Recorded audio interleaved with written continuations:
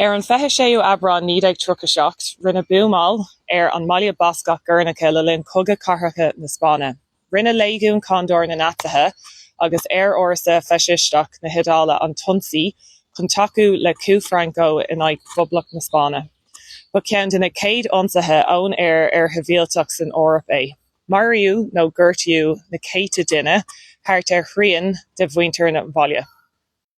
D'urbar an scris isteach ina himbal rounda de screimhle na faisisteach go háirithe tar éis de Picasso Gernika a féinteáil.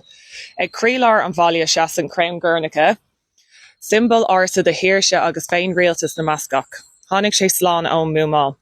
Tugann ceannairí mBascacha mion faoin ground, is cortha cuachtach é go fóil do na Bascaigh a cheasan an fód. Cuaigh saidóirí idirnáisiúnta chun Phoblacht na Spáinne a cosint. Ina measc hí na brigádaí idirnáisiúnta, lena náréitar colún í Caníla na hÉireann. Rid siad I Hiráime an Ebro agus fud na línta tosaigh in ag teacht in inimhne na faisisteach san Eorp. Déantar comóradh lád na Bhuamáile inniu le heiriclíocht ceol agus mórthaíol cuinle. Ach tá brí níos duimhne I gceist chomh. Dumpig na Bascaigh an scris isteach ina cultúr fadthermach, frithbheartaíochta, cuimhne agus agrúcháin phobal. Tá náisiúnathe clé céir na mBascach tar éis glúiseachtaí láidre neamhspleách bunaithe an bubal a thógáil. Tá oideachas lán Bascacha ag bláthú agus breis is 65 géad de ghaltaí á oideachas trí bhean na teanga. Agus na faisistathe ag bora arís fud na Eorp is fiú cuimhnamh tharla de bharr an faisisteach.